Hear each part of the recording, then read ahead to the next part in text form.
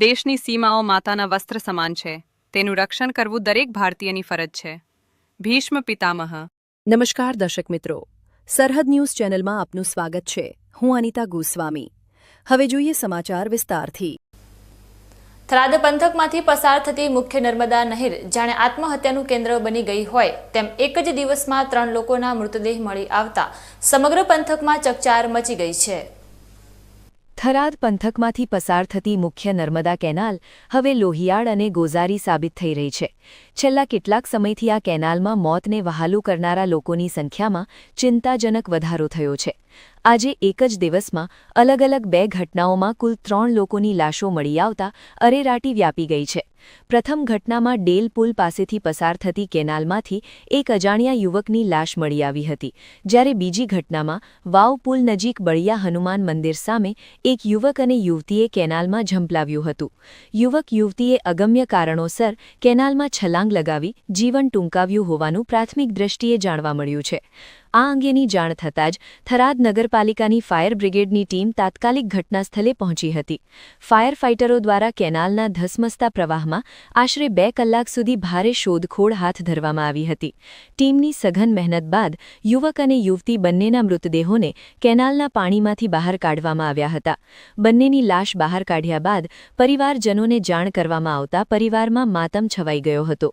થરાદ પોલીસે ત્રણેય મૃતદેહોને કબજે કરી પીએમ અર્થે સરકારી હોસ્પિટલ ખાતે ખસેડવાની તજવીજ હાથ ધરી છે. આશ્ચર્યજનક અને આઘાતજનક વાત એ છે કે છેલ્લા 13 દિવસમાં જ 13 લોકોએ આ કેનાલમાં મોતને વહાલું કર્યું છે. રોજિંદા બનતા આવા બનાવોને પગલે હવે નર્મદા કેનાલ સુસાઇડ પોઇન્ટ બની રહી હોય તેવું ચર્ચાઈ રહ્યું છે. કેનાલ પર સુરક્ષા વ્યવસ્થા કે ફેન્સિંગનો અભાવ હોવાથી આવી ઘટનાઓ વારંવાર બની રહી છે. લોકો કોઈને કોઈ માનસિક તણાવ કે પારિવારિક કારણોસર આ કેનાલમાં પડતું મૂકી રહ્યા છે. એક જ દિવસમાં 3 મોતના સમાચાર વાયુવેગે પ્રસરી જતા હોસ્પિટલ પરિસરમાં લોકોના ટોળે-ટોળા ઉમટ્યા હતા.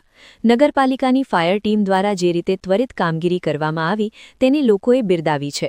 જો કે વધતા જતા આપઘાતના બનાવોને રોકવા માટે તંત્ર કોઈ નક્કર પગલાં ભરે તેવી માંગ ઉઠી છે. પોલીસે આ મામલે અકસ્માત મોતનો ગુનો નોંધી આગળની તપાસ અને ઓળખની કાર્યવાહી તેજ કરી છે. થરાદ અને વાવ પંથકના આ વિસ્તારમાં કેનાલની આસપાસ પોલીસ પેટ્રોલિંગ વધારવાની પણ જરૂરિયાત જણાઈ રહી છે. યુવક યુવતી ક્યાંના વતની હતા અને શા માટે આ પગલું ભર્યું તે અંગે હજુ સુધી કોઈ સ્પષ્ટ વિગતો મળી નથી. પરિવારના સભ્યોના કરુણ આક્રંદથી વાતાવરણ ગમગીન બની ગયું હતું. હોસ્પિટલ ખાતે પીએમ રિપોર્ટ આવ્યા બાદ મૃતદેહોને અંતિમ વિધિ માટે પરિવારને સોંપવામાં આવશે.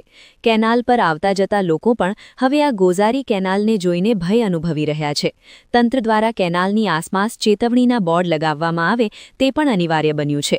થરાદની આ નર્મદા નહેર જાણે જીવન આપવાને બદલે જિંદગી છીનવી રહી હોય તેમ લાગી રહ્યું છે.